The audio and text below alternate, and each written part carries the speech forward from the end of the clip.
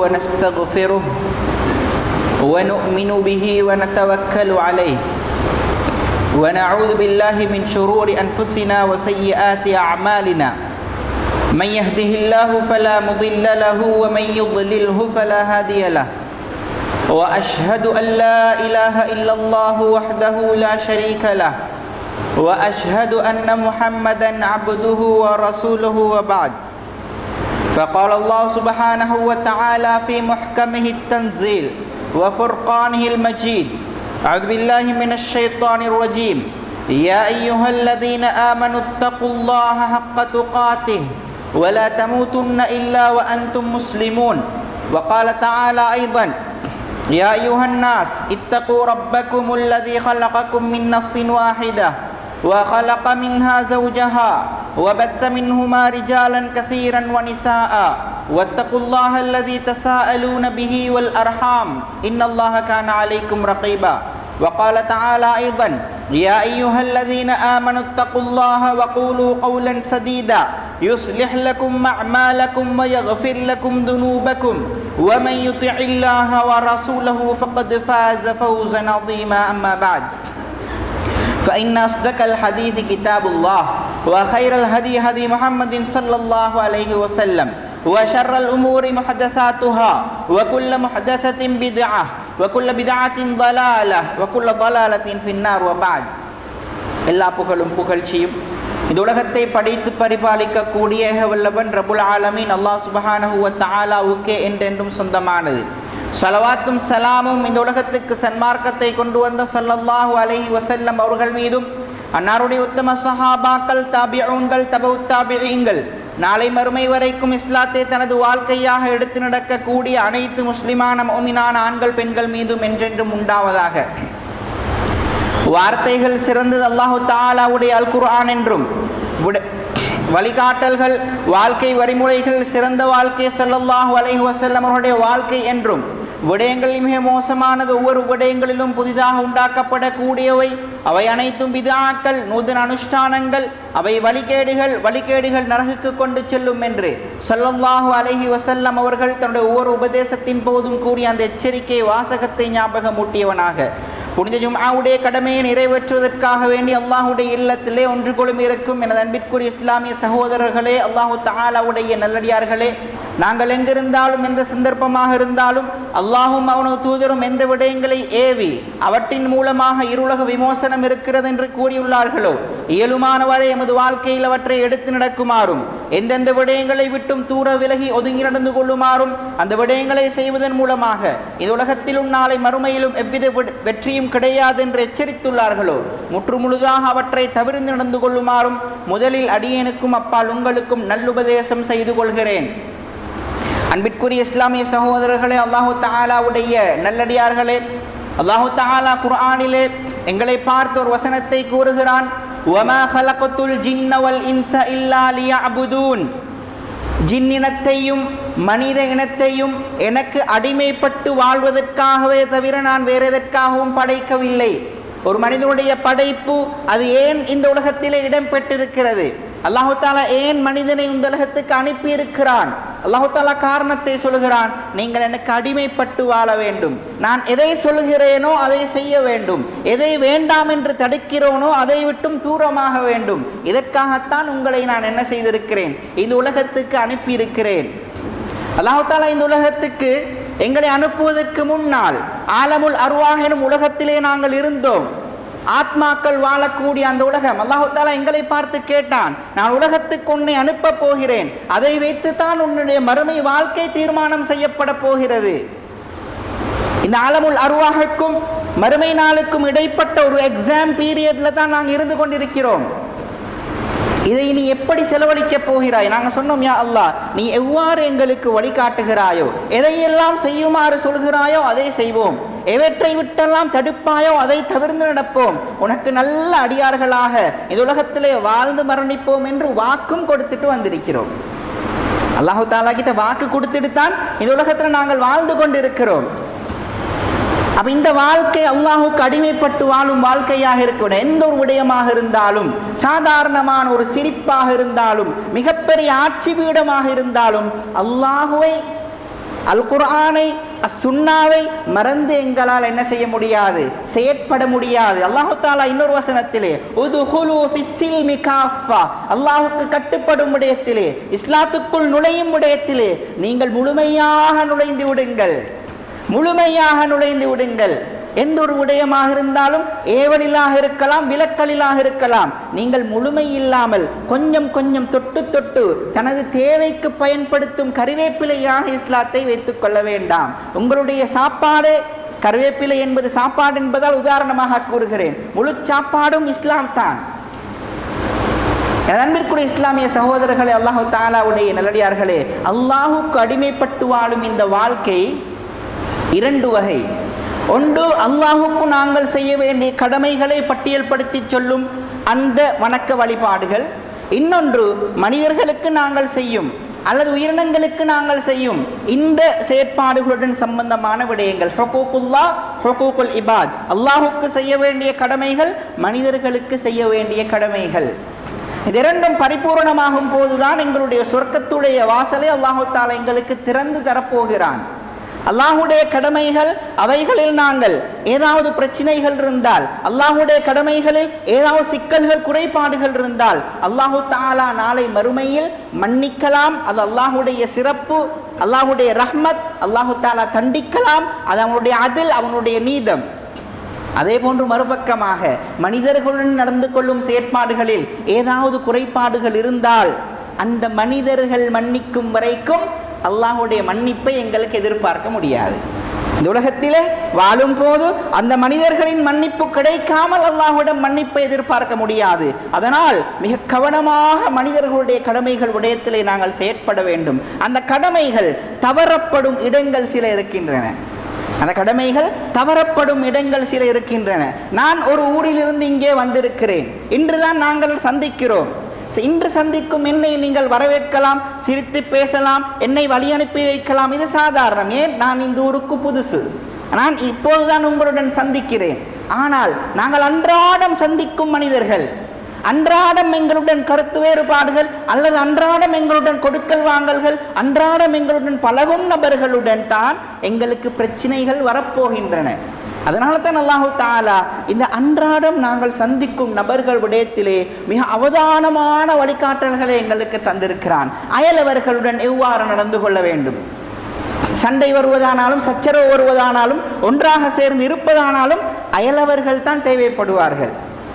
அந்த அயலவர்களுடன் எவ்வாறு வாழ வேண்டும், கொழும்பில் உள்ள மனிதர் கண்டியில் உள்ள மனிதருடன் எவ்வாறு வாழ வேண்டும் என்பதை விட பக்கத்து சிவர், பக்கத்து மதில், இந்த மனிதனோடு நாங்கள் எவ்வாறு வாழணும், எங்களோட உறவினர்கள், அது இரத்த உறவுகளாக இருக்கலாம், திருமணம் மூலம் கிடைத்த உறவுகளாக இருக்கலாம், இவர்களுடன் நாங்கள் எவ்வாறு வாழ வேண்டும், எமது நண்பர்கள் இவர்கள் எவ்வாறு அமைய வேண்டும், எமது தாய் தந்தை இவர்களுடன் எவ்வாறு நடக்க வேண்டும். இந்த மாதிரியான வழிகாட்டல்கள் அல்லாஹு தஆலா ஏன் தெரியுமா தாரான்? நாங்கள் அதிகமாக இவர்களுடன் தான் எங்களுடைய கொடுக்கல் வாங்கல்களை வைத்துக் கொள்கிறோம். இவர்களுடன் தான் பிரச்சனைகள் வருவதாக இருந்தாலும் அதிகமாக வருவதற்கு வாய்ப்பு இருக்கிறது. இங்கேதான் உரிமை மீறல்கள், இங்கேதான் குற்றங்கள் குறைகள் இடம்பெற வாய்ப்பு அதிகம்.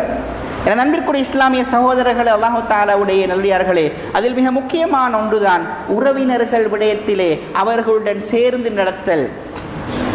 உறவினர்களை சேர்ந்து நடப்பது என்பது அல்லாஹு தஆலா இந்த உறவினர்களை சேர்ந்து நடத்தல் எனும் விடயத்தை எந்த அளவுக்கு முக்கியத்துவம் கருத்து வைத்திருக்கிறான் என்றால், ஸல்லல்லாஹு அலைஹி வஸல்லம் அவர்கள் ஒரு ஹதீஸிலே எங்களுக்கு தெளிவுபடுத்துகிறார்கள்.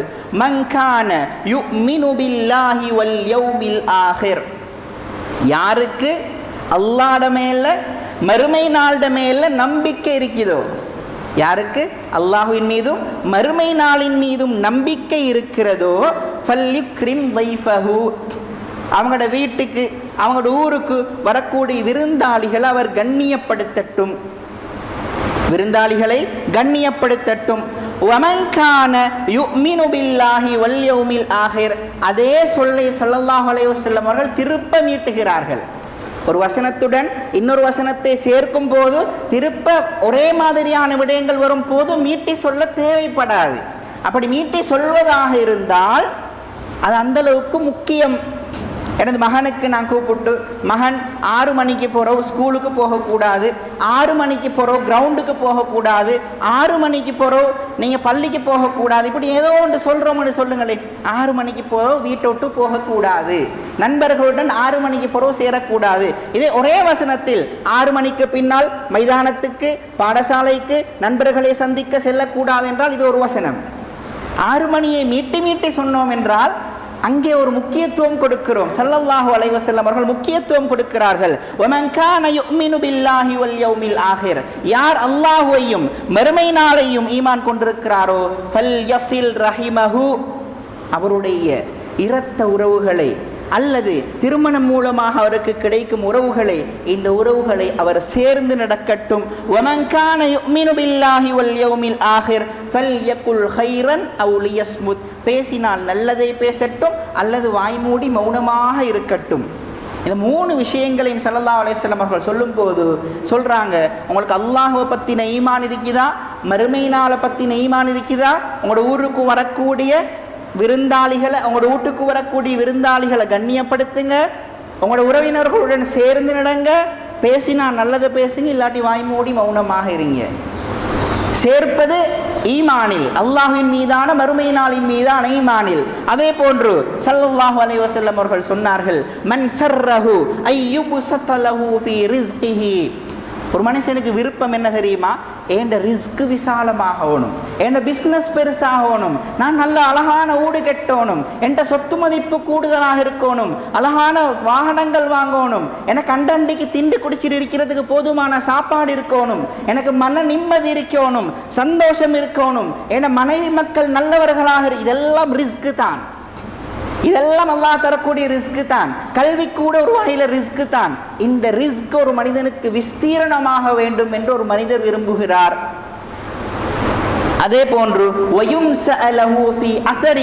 தன்னுடைய வாழ்நாள் அதிகரிக்க வேண்டும், நான் நிறைய காலம் வாழ வேண்டும், நிறைய பேருடன் சேர்ந்து வாழ வேண்டும், இப்படி இவர் தன்னுடைய வாழ்நாள் அதிகரிக்கப்பட வேண்டும் என்று ஆசைப்படுகிறாரா, ஃபல்யஸில் ரஹிமஹு, தன்னுடைய சொந்தக்காரர்களை உறவினர்களை அவர் சேர்ந்து நடக்கட்டும் என்றார்கள். அதே போன்று இன்னொரு இடத்துல ஒரு மனிதர் ஸல்லல்லாஹு அலைஹி வஸல்லம் அவர்கள் ஒரு பயணம் ஒன்று போய்கொண்டிருக்கும் போது ஒரு கிராமவாசி ரசூலுல்லாவுக்கு முன்னால் வாராரு. அப்போ வந்தவர் ரசூலுல்லாவோட ஒட்டகத்தை பிடிச்சி அப்படியே நிப்பாட்டி ஸல்லல்லாஹு அலைஹி வஸல்லம் அவங்கள்ட்ட கேட்குறாரு, நீங்கள் எனக்கு ஒரு விஷயத்தை சொல்லித்தரணும், அஹ்பிர்னி பிமா யுக்ரிபுனி மினல் ஜன்னா, நீங்கள் ஒரு விஷயத்தை எனக்கு சொல்லித்தரணும். அந்த விஷயம் எப்படின்னு சொன்னால், யுக்ரிபுனி இலல் ஜன்னா, என்னைய சொர்க்கத்துக்கு நெருக்கமாக்கி வைக்கணும். நீங்கள் சொல்லித்தர விஷயம் சொர்க்கத்துக்கு நெருக்கமாக்கி வைக்கணும். வயுபா இதுனி அனின்னார், நரகத்தொட்டும் அது என்ன செய்யணும், என்னைய தூரமாக்கணும். ஒரு விஷயத்தை நீங்கள் சொல்லித்தரணும், அந்த விஷயத்தை செஞ்சால் நான் சொர்க்கத்துக்கு கிட்டையாகுவேன், நரகத்தை விட்டும் தூரமாகுவேன். ஸல்லல்லாஹு அலைஹி வஸல்லம் அவர்கள் சொன்னார்கள். கொஞ்ச நேரம் அப்படி அமைதியாக இருந்துட்டு சஹாபாக்களையும் ஒரு பக்கம் பார்த்துட்டு, இவருக்கு தௌஃபீக் கிடச்சிட்டு, இவருக்கு ஹிதாயத் கிடச்சிட்டு அப்படின்னு சொல்லிட்டு ஸல்லல்லாஹு அலைஹி வஸல்லம் அவர்கள் சொன்னார்கள், அந்த மனிதர்கிட்ட தஅபுதுல்லாஹ், நீ என்ன செய்யணும், அல்லாஹுவை வணங்கணும். லா துஷ்ரிக் பிஹி ஷைஆ, என்ன செய்யக்கூடாது, எந்த ஒரு வகையிலையும் அல்லாஹுக்கு இணை வைத்திடக்கூடாது. வ துகீமஸ் ஸலா, நீங்கள் என்ன செய்யணும், தொழுகையை நிலைநாட்ட வேண்டும், தொழுகையை நிலைநாட்ட வேண்டும். வ துத்தி ஜகாத், ஜகாத்தையும் நீங்கள் என்ன செய்ய வேண்டும், கொடுக்க வேண்டும். வ தஸிலுர் ரஹிம், உறவினர்களை சேர்ந்து நடக்க வேண்டும்னு சொல்லிட்டு தஇன்னாகா, இப்போ என்னை விடுங்க, நான் என்ன பாட்டில் போகிறேன்னு ஸல்லல்லாஹு அலைஹி வஸல்லம் அவங்க சொன்னாங்க. அப்போ ஒரு பயணத்தில் ஒரு மனிதர் அகப்படுகிறார், திடீரென்று ஸல்லல்லாஹு அலைஹி வஸல்லம் அவர்களிடம் கேள்வி கேட்கிறார். மீண்டும் அவரை பயணத்திலோ அல்லது மதீனாவிலோ அவரை சந்திக்க கிடைக்குமா என்று தெரியாது. அந்த சந்தித்த நபர் முதல் சந்திப்பிலேயே ஸல்லல்லாஹு அலைஹி வஸல்லம் அவங்கள்ட்ட ஒரு விஷயத்தை கேட்குறாரு. அப்போ எந்த அளவுக்கு முக்கியமான விஷயங்களை ஸல்லல்லாஹு அலைஹி வஸல்லம் அவர்கள் சொல்லி கொடுத்திருப்பார்கள்.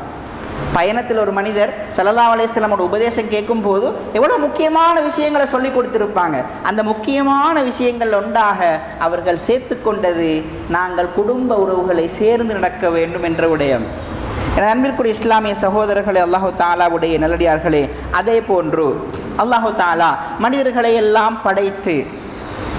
படைத்து முடித்ததன் பின்னால் இந்த ரஹீம் எனப்படக்கூடிய இந்த இரத்த உறவு, இந்த உறவு அல்லாஹு தஆலாவிடம் போய் கேட்கிறது, என்னை யாராவது துண்டித்து நடப்பதை விட்டும் நான் உன்னிடம் பாதுகாவல் தேடுகிறேன். என்னை நீ இந்த உலகத்துக்கு அனுப்புகிறாய், இரத்த உறவுக்கு சொல்லுது, மக்களுக்கு இடையில ஒன்றாக இருக்கணும், பிணக்குகள் வரக்கூடாது என்று இரத்த உறவு எனப்படும் இந்த அகலாக்கை நீ மக்களுக்கு கொடுத்து அனுப்புகிறாய்.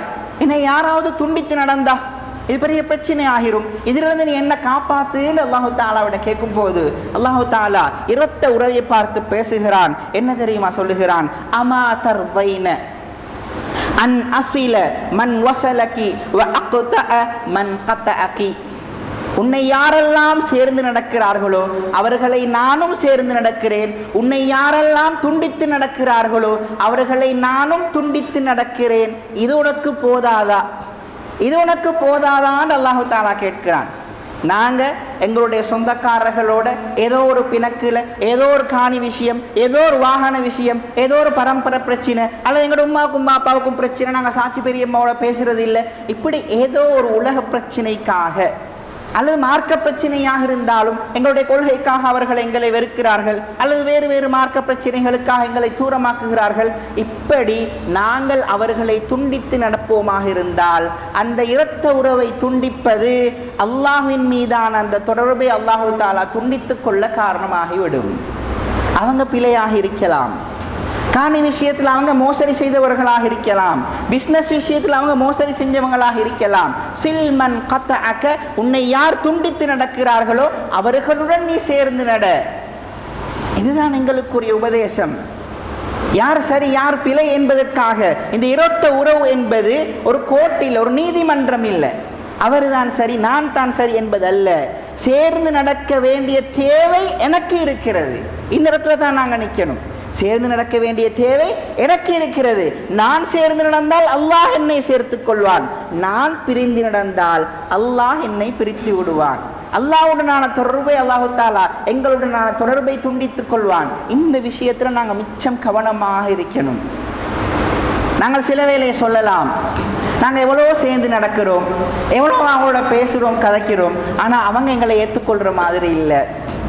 இல்லாட்டி நாங்கள் ஏழைகள், அவர்கள் பணக்காரர்கள், அதனால் அவர்களுடைய அந்த பணக்காரத்தனத்தை காட்டுகிறார்கள். அல்லது நாங்கள் பணக்காரர்கள், ஏழைகள், எங்களுடன் சேர்ந்தால் அவர்களை நாங்கள் தேவைக்கு பயன்படுத்துவதாக உணர்கிறார்கள்.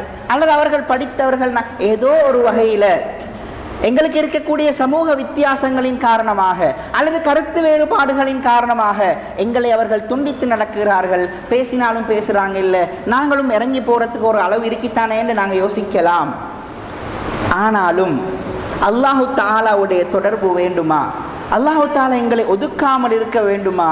எங்களுக்கு குடும்ப உறவு தேவை, எங்களுக்கு குடும்ப உறவு தேவை. எனது அன்பிற்குரிய இஸ்லாமிய சகோதரர்களே, அல்லாஹு தாலாவுடைய நல்லடியார்களே, அதே போன்று இந்த குடும்ப உறவை துண்டித்து நடக்கக்கூடியவர்களுக்கு குர்ஆன் சொல்லக்கூடிய ஒரு விடயம், உலாஇகல்லதீன லஅனஹுமுல்லாஹு ஃபஅஸம்மஹும் வஅமா அப்சாரஹும். அல்லாஹ்வுடைய லஅனத், அல்லாஹு தஆலா எங்களை லானத் செய்கிறான், சபிக்கிறான். அல்லாஹ்வுடைய சாபத்துக்கு உட்பட போகிறோம், அல்லாஹ்வுடைய சாபத்துக்கு உட்பட போகிறோம். குடும்ப உறவுகளை பிரிந்து நடப்பது ஒரு சாதாரண விஷயமாக எங்களுக்கு விளங்கலாம்.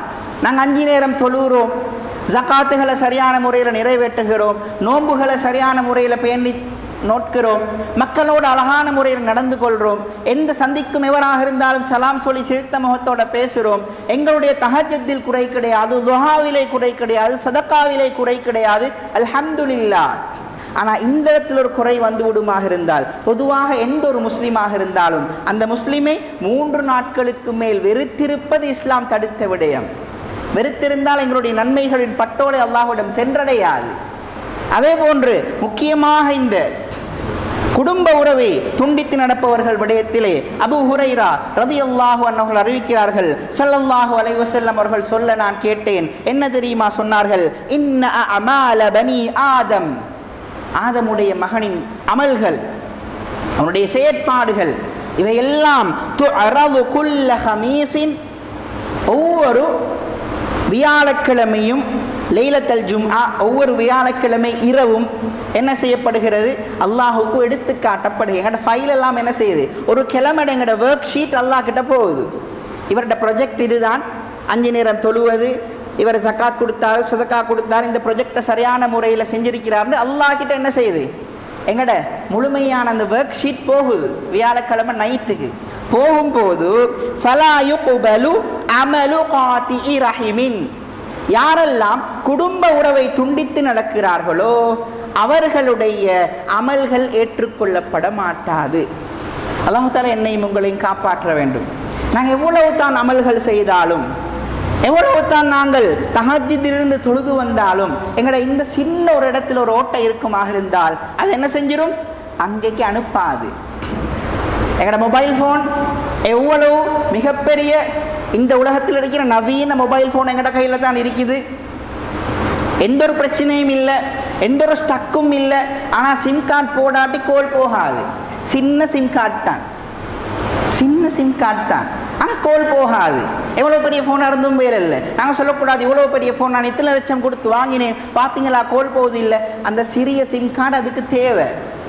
அல்லாஹ் தஆலாவிடம் எங்களுடைய அமல்கள் எடுத்து காட்டப்பட எவ்வளவு பெரிய அமல்களாக இருந்தாலும் இந்த ஒரு விடயம் அது தடுக்குமாக இருந்தால் எவ்வளவு பெரிய நஷ்டம், எவ்வளவு பெரிய நஷ்டம். அல்லாஹ் தஆலா என்னையும் உங்களை காப்பாற்ற வேண்டும். பொதுவாக முஸ்லீம்களுக்கு மத்தியிலே இந்த வெறுப்புணர்வுகள் 3 நாளுக்கு மேல் தாண்டுமாக இருந்தால் அதுவும் எங்களுடைய அமல்கள் எடுத்து காட்டப்படுவதிலே சிக்கலை கொண்டு வரும். முக்கியமாக இது குடும்ப உறவினர்கள் விடயத்திலே வந்த ஹதீஸ். நண்பர்களுடைய இஸ்லாமிய சகோதரர்களே, அல்லாஹ் தஆலாவுடைய நல்லடியார்களே, அதே போன்று ஸல்லல்லாஹு அலைஹி வஸல்லம் அவர்கள் கூறினார்கள், லா யத்ஹுலுல் ஜன்னத காத்திஉன், குடும்ப உறவை துண்டித்து நடப்பவர் சொர்க்கம் நுழைய மாட்டார். குடும்ப உறவை துண்டித்து நடப்பவர் சொர்க்கம் நுழைய மாட்டார். இந்த விடயத்தையும் ஸல்லல்லாஹு அலைஹி வஸல்லம் அவர்கள் சொல்லி காட்டுகிறார்கள். அல்லாஹ்வுக்காக எங்களுக்கெல்லாம் ஏதாவது பிரச்சனைகள் இருந்தால் சில நேரம் எங்களுடைய ஈகோ எங்களை தடுக்கலாம் குடும்ப உறவு கிட்ட போகிறதுக்கு, அல்லது அவங்க தான் பிழை, எங்கட ஈகோ எங்களை தடுக்கும். நான் பிழை செய்யலையே, எதுக்காக நான் இறங்கி போகணும்? ஈகோ அல்ல விடயம், அல்லாஹுடைய சாபம். அதை விட்டும் நாங்கள் தூரமாக வேண்டும். அல்லாஹ் எங்களை நெருக்கமாக்கி கொள்ள வேண்டும், தூரமாக்கி விடக்கூடாது. சொர்க்கம் நாங்கள் நுழைய வேண்டும், எங்களுடைய அமல்கள் எடுத்து காட்டப்பட வேண்டும். இதெல்லாத்துக்கும் தடையாக என் ஈகோவை நான் வச்சுக்கொள்ள மாட்டேன். நான் கட்டாயம் போவேன், பேசுவேன், கதைப்பேன். அவர்கள் எதிர்த்தாலும் ஏசினாலும் அடித்தாலும் பிரச்சனை கிடையாது. நாங்கள் அவர்களுடன் சேர்ந்து நடப்போம். என நம்பிக்கூடிய இஸ்லாமிய சகோதரர்களே, அல்லாஹு தஆலாவுடைய நடிகார்களே, எனவே இந்த குடும்ப உறவுகளை சேர்ந்து நடப்பது என்பது ஹுகூக்குல் இபாத் என்ற பகுதியிலே வரக்கூடிய மிக முக்கியமான ஒரு விடயம். அதில் கவனம் செலுத்துவோம். அந்த குடும்ப உறவுகளை பிரிந்து நடந்து எங்களுடைய அமல்களை வீணாக்கிய கூட்டத்தில் அல்லாஹு தஆலா என்னையும் உங்களையும் ஆக்காமல் இருப்பானாக. வ ஆகிரு தஅவானா அனில் ஹம்துலில்லாஹி ரப்பில் ஆலமீன்.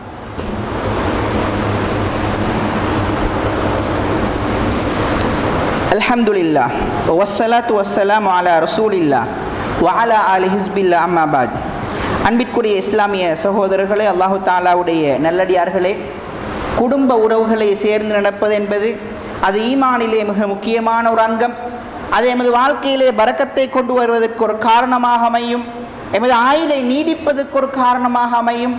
நாங்கள் சொர்க்கத்துக்கு நெருக்கமாகி நரகத்தை விட்டும் தூரமாக வேண்டுமாக இருந்தால் அங்கே குடும்ப உறவை சேர்ந்து நடப்பது என்பது முக்கியமானது. அதே மாதிரி அல்லாஹுடைய ரஹ்மத் எங்களுக்கு அதன் மூலமாக கிடைக்கிறது. அல்லாஹு தஆலா இந்த குடும்ப உறவை பிரிந்து நடப்பதன் மூலமாக எங்களுடைய தொடர்பையும் அல்லாஹு தஆலா துண்டித்து விடுவான். அதே போன்று இந்த குடும்ப உறவை துண்டித்து நடந்தால் சொர்க்கம் நுழைய முடியாது. இது போன்ற விடயங்களை நாங்கள் பார்த்தோம். அதற்கடுத்ததாக இந்த குடும்ப உறவுகளோடு நாங்கள் எவ்வாறு சேர்ந்து நடக்கிறது? குடும்ப உறவுகளோட எவ்வாறு சேர்ந்து ஏன்னா மனிதர்கள் பல வகை, ஒவ்வொருத்தருடைய கேரக்டரிஸ்டிக்கும் ஒவ்வொரு மாதிரி. அவங்களுக்கு ஏற்ற மாதிரி தான் நாங்கள் என்ன செய்யணும், அவங்களோட மூவ் ஆகணும். சில நபர்கள் இருப்பார்கள், மிச்சம் மூவ் ஆகினா என்ன செஞ்சிருவாங்க, எங்களை ஏமாற்றிட்டு போய்த்துருவாங்க. இன்னும் சில நபர்கள் இருக்கிறாங்க, அவங்களோட கொஞ்சம் மூவ் ஆகி வேலை அதிகமாக மூவ் ஆகணும் என்றால் அவங்களும் அதிகமாக மக்களுடன் ஒன்றாக இருப்பதை எதிர்பார்ப்பார்கள். இன்னும் கொஞ்ச நாட்கள் அவங்களோட நாங்கள் மிச்சம் மூவ் ஆக போனால் ஒதுக்கிடுவாங்க. அவங்க மிச்சம் மூவ் ஆகிறதுக்கு விருப்பம் இல்லை, ஆக்களோட லிமிட்டாகத்தான் என்ன செய்வாங்க, பழகுவாங்க. இப்படி மக்களுடைய குணாதிசயங்கள் வித்தியாசமானவை. அப்போ இப்படிப்பட்ட மக்களுக்கு மத்தியில் நாங்கள் குடும்ப உறவை எவ்வாறு சேர்ந்து நடத்தல், முக்கியமாக இயலுமானவரை குடும்பங்களுக்கு இடையிலான அந்த போக்குவரத்து தொடர்பு இருக்கணும். சில குடும்பங்கள் தூரத்தில் இருப்பாங்க, சில குடும்பங்கள் கிட்ட இருப்பாங்க.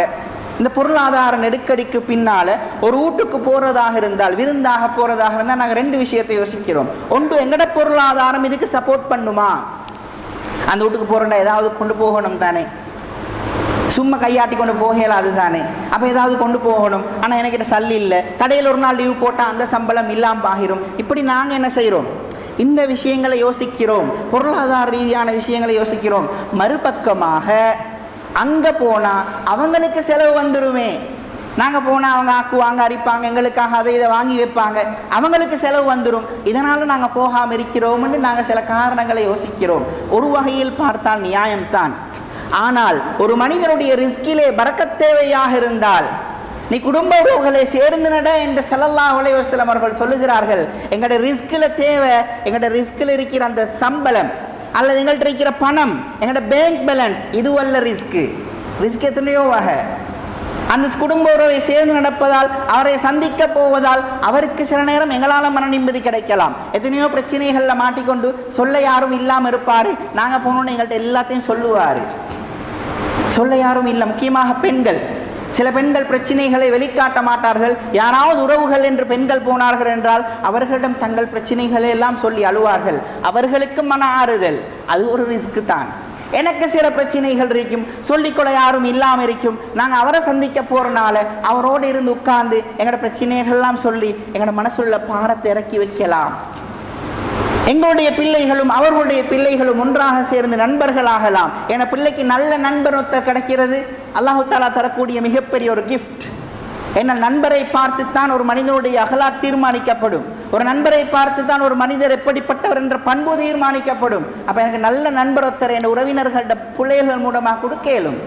இப்படி எத்தனையோ ரிஸ்கில் மற்ற விஷயங்கள், பணம் தவிர்ந்த, பொருளாதாரம் தவிர்ந்த மற்ற எத்தனையோ விஷயங்கள் எங்களுக்கு கிடைக்கிது. சில வேளை அல்லாஹு தஆலா அவர்களுக்கு கொடுக்கக்கூடிய அந்த சதக்காவின் மூலமாக ஒரு சதக்கா எத்தனையோ மடங்காக எங்களுக்கு கிடைக்கும், எத்தனையோ மடங்காக எங்களுக்கு கிடைக்கும். அல்லாஹு தஆலா சதக்காவுக்கு கட்டாயமாக கலஃப் ஒன்றை வைத்திருப்பான். அது ஒரு சதக்காவாக, ஒரு உறவிற்கு கொடுத்த சதக்காவாக அது எங்களுக்கு வந்து சேரும். அதெல்லாம் நாங்கள் யோசித்து கொண்டிருக்கிற டைம் அல்ல. அது முதலாவது. அடுத்த விடயம் என்னவென்று சொன்னால், இந்த குடும்ப உறவுகள் சில உறவுகளை சந்திக்க முடியாத நிலைமை, ஏதோ ஒரு பிரச்சனை, ஏதோ ஒரு பரம்பரை பிரச்சனை அல்லது எங்கிட்ட ஏதோ டிரெக்ட் பிரச்சனை உண்டு. இந்த பிரச்சனையால் அவங்க வீட்டுக்கு போக இல்லாத ஒரு நிலைமை. வீட்டுக்கு போனாலும் அவங்க விரட்டுவாங்களா வரவேற்பாங்களான்னு தெரியாது. ஏதோ ஒரு வகையில் அவங்கள ரீச் ஆகிறதுக்கு நாங்கள் ட்ரை பண்ணணும். அவர்களுடைய நண்பர்கள் எங்களோட நண்பர்களாக இருக்கலாம், அல்லது வேறு வேறு உறவினர்கள் அதுக்கு ஹெல்ப் பண்ணக்கூடிய ஆட்கள் இருக்கலாம். அவங்க மூலமாக நாங்கள் அவங்களை ரீச் ஆகணும். அவங்களோடு உள்ள அந்த பகையை இல்லாமாக்கி கொள்ளணும். ஏன்னா பகை என்பது அது நாளாக நாளாக நாளாக என்ன செய்யும், கூடிக்கொண்டு தான் போகுமே தவிர குறையாது. அது சில வேளை எங்களுக்கு ரெண்டு பேரும் மன்னிச்சு ரெண்டு பேரும் எங்களோட குத்தங்களை உணர்ந்தாலும் அந்த கொஞ்ச நாள் பகைச்சிட்டோமே அப்படின்றதுக்காக சேர விடாது. ஆக்கள் பார்ப்பாங்க, மக்கள் என்ன நினைப்பாங்க அப்படின்னு என்ன செய்யும், அந்த ஷைத்தானியத்தான் உணர்த்தி கொண்டிருக்கும். அதனால் கட்டாயமாக ஒன்றாவது வைத்து நாங்கள் என்ன செய்வோம், அவர்களுக்கு சலாத்தை சொல்லி பேசுவோம். அது ஒரு நல்ல முன்மாதிரியாகவும் இருக்கும், அவர்களுக்கும் நல்ல ஆறுதலாக சில வேளை இருக்கும். அதே மாதிரி இன்னும் சில உறவுகள் இருப்பாங்க, அந்த உறவுகள் தூரத்தில் இருப்பாங்க, அவங்களோட போய்த்து ரீச் ஆகிறதுக்கு எங்களுக்கு முடியாது. சில வெளிநாடுகளில் இருப்பாங்க, சில நேரம் தூர ஊர்களில் இருப்பாங்க, போவாரத்து எங்களுக்கு கஷ்டமாக இருக்கும், எங்களோட சூழ்நிலை விடாது.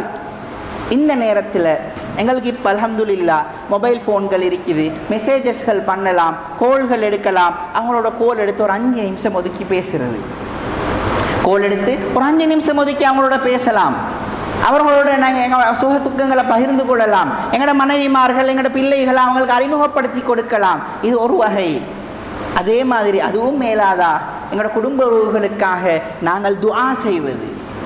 யா அல்லாஹ், இந்த இடத்திலே என்ற குடும்ப உறவு இருக்கிறார், அவர் என்னுடன் பேசுவது கிடையாது, கதைப்பது கிடையாது, நான் பேச போனாலும் அவர் என்னை வரவேற்பது கிடையாது, புறக்கணிக்கிறார், என்னை பற்றிய மோசமான தகவல்களை மக்களுக்கு சொல்லுகிறார்.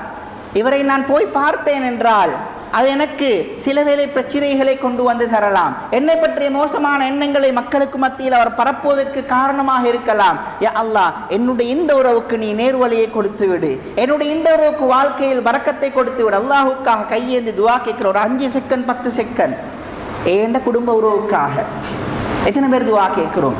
என் குடும்ப உறவுக்காக நான் துவா கேட்கிறது. ஒரு மனிதர் அவர் இன்னொரு சகோதரருக்காக துவா செய்வாராக இருந்தால் அவருடைய துவாவுக்கு உனக்கும் இவ்வாறே ஆகட்டும் என்று மலக்குமார்கள் ஆமீன் சொல்லுகிறார்கள். நான் துவா கேட்கிறது ஒரு மனிதர் ஒரு சகோதரனுக்கு, ஆனால் எனக்காக துவா கேட்க போறது மலக்குமார். எவ்வளவு பெரிய பாக்கியம்! அதே மாதிரி அதுவும் நாங்கள் செய்யலையா, ஆக குறைஞ்சது எங்களோட குடும்ப உறவுகளை பற்றின மோசமான எண்ணங்கள் இல்லாதவர்களாக இருக்கணும். அவர் அப்படி, அவரோட பிஸ்னஸ் அப்படி, அவர் இருந்தால் வீடு கட்டிட்டாரு, எங்கால சல்லி வந்துச்சோ தெரியா, இந்த மாதிரி எங்களுடைய குடும்ப உறவுகளை பற்றின மோசமான எண்ணங்களையாவது எடுக்காமல் இருக்கணும். சேராமல் இருந்தாலும் கதைக்காமல் இருந்தாலும் துவா செய்யாமல் இருந்து இதெல்லாம் செய்ய வேண்டிய விடயங்கள். ஆக குறைந்தது அவர்களை பற்றிய மோசமான எண்ணங்களையாவது எங்களுக்குள் எடுக்காமல் இருக்க வேண்டும். இது கட்டாயம் முக்கியமானது. அதே போன்று கடைசியாக ஒரு விடயத்தை சொல்லிக் கொள்கிறேன். குடும்ப உறவுகளை சேர்ந்து நடக்கிறோம் என்று போகிறோம், ஆனால் அதற்கும் இஸ்லாம் சில எல்லைகளை வச்சிருக்குது. எங்களோட தாய் தந்தையராக இருந்தாலும், நாங்கள் பருவ வயதை அடையாத பிள்ளையாக இருந்தாலும், இஷாவுக்கு பின்னால் சுபகுக்கு முன்னால் துஹருடைய நேரத்திலே அவர்களை சந்திக்க செல்லும் போது அனுமதி கேட்டுவிட்டு போக வேண்டும் என்பது குர்ஆன். எப்படி உம்மா பாப்பாவை தான் பார்க்க போகிறோம், நாங்கள் பருவ வயதை அடையாத சின்ன பிள்ளை, அந்த பிள்ளைக்கு கூட அல்லாஹ் தஆலா ஒரு எல்லையை போட்டிருக்கிறான். இதோட நின்றுக்கோங்க, அனுமதி கேட்டுட்டு போங்க. அதே மாதிரி இன்னும் சில குடும்ப உறவுகள், சிலர் எங்களுடைய மஹரமிகளாக இருப்பார்கள். திருமணம் முடிக்க தடை, அவர்களை திருமணம் முடிக்க முடியாது. ஆனால் திருமணம் முடிக்க தடை என்பதால் அவர்களுடன் எந்த அளவுக்கு நாங்கள் அவர்களோடு சேர்ந்து நடக்க வேண்டும் என்பதற்கு இஸ்லாமிய வரையறைகள் இருக்கின்றன. எங்களுடைய தாயின் சகோதரிகள், தந்தையின் சகோதரிகள், மாமி தான் சாட்சி தான் என்று எங்களுக்கு என்ன செய்யலாது, இஸ்லாமிய வரையறைகளை மீறி போக முடியாது. முக்கியமாக ஒரு ஆணுக்கு அவருடைய மனைவியின் சகோதரிகள், ஒரு பெண்ணுக்கு அவருடைய கணவனின் சகோதரர்கள். ஸல்லல்லாஹு அலைஹி வஸல்லம் அவர்கள் சொன்னார்கள், அல் ஹமு வல் மௌத். இதை திருமண உறவின் மூலமாக கிடைக்கும் சகோதர சகோதரிகள் இருக்கிறார்களே, இவர்கள் மௌத்துக்கு சமனானவர்கள். இன்றைக்கு மைனி தானே மச்சான் தானே என்று நாங்கள் அதிகமாக பழக போறது இருக்குதே, இது மிகப்பெரிய ஒரு விபரீதத்தை கொண்டு வந்து சேர்த்து விடும். அல்லாஹ் தஆலா என்னையும் உங்களையும் காப்பாற்ற வேண்டும். ஒரே வீட்டிலே ஒரே 2 சகோதரிகளை மணந்த எத்தனையோ சகோதரர்களை பார்த்திருக்கிறோம். காரணம் என்ன? அந்த குடும்ப உறவின் வரையறைகளை தாண்டி போனது. இது மாதிரி எத்தனையோ வரையறைகள் இருக்கின்ற, அந்த வரையறைகளை தாண்டி போறதும் என்னதான் பிழைத்தான். குடும்ப உறவுகளை சேர்ந்து நடப்பது கடமை, அது இஸ்லாமிய வரையறைக்குள் இருக்க வேண்டும். அல்லாஹு தஆலா நாங்கள் எங்கெல்லாம் எங்களோட குடும்ப உறவுகளோடு இருக்கிறோமோ அவர்களுடன் எங்களுடைய அந்த உறவை புதுப்பித்துக் கொள்வதற்கு எனக்கும் உங்களுக்கும் ரஹ்மத் செய்வானாக. அதே போல எங்களோட குடும்ப உறவுகளை பிரிந்து நடக்கிறோம் என்றால் எங்களோட ஈகோ ஒரு பக்கம் வச்சுட்டு அல்லாஹுடைய பொருத்தம் தேவை, அல்லாஹுடைய சாபத்துக்கு உட்பட்டு விடக்கூடாது. அல்லாஹு தஆலா எங்களை சேர்ந்து நடக்க வேண்டும், நான் சொர்க்கம் நுழைய வேண்டும். இதை எங்களை மனசுக்கு வச்சு கொள்வோம், குடும்ப உறவுகளை சேர்ந்து நடப்போம். அல்லாஹு தஆலா எனக்கும் உங்களுக்கும் அருள் பாலிப்பானாக. வ ஆகிரு தஅவானா அனில் ஹம்துலில்லாஹி ரப்பில் ஆலமீன்.